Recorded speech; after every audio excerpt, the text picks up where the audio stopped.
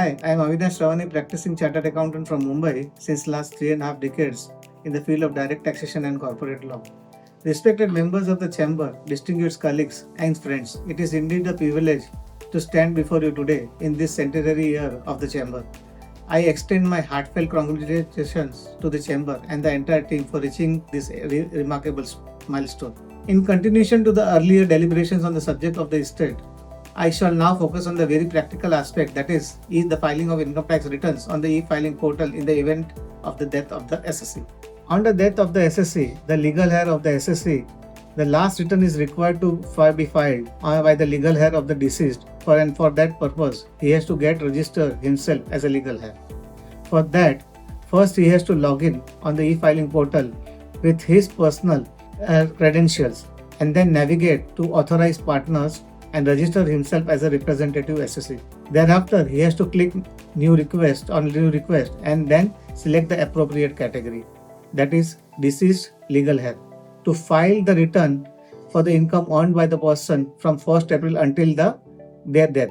This will be the last return and for the last year. Thereafter, for another year, he has to create another ID, that is for the estate of the deceased, to file the income generated by the deceased asset after the date of the death. For this purpose, he will require the following documents to upload, that is the death certificate, PAN of the deceased, self-attested PAN of the representative, and the legal heir certificate. If the registered will is available, registered will can also be attached. In the case the registered will is not available and the person is having a joint bank account, the certificate from the bank can also be attached along with that. When all the documents are attached and uploaded, the approval will be given within 7 days by the income tax department on the portal.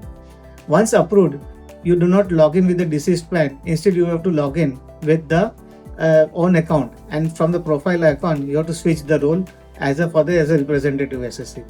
Who has to sign the ITR? ITR can be digitally signed or can be verified with Aadhaar OTP by the executor or the legal heir using his own credentials as a representative capacity.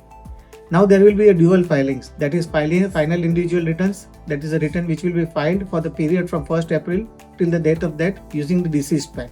And for the estate, the return will be filed from the date of death till the March 31st, and from there, for that purpose, the estate PAN has to be used. Once all these formalities are completed, the deregistration has to be done. And for these registrations, all intimations has been received. It is recommended to formally intimate to the jurisdictional assessing officer about the death, so that the future notices are not redirected to the legal representative.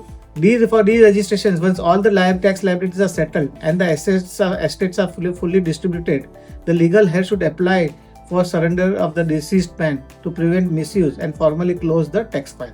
In conclusion, let us remember that tax compliance in matters of the estate is not merely a statutory obligation, it is also responsibility towards safeguarding the interest of the family and ensuring dignity in the closure.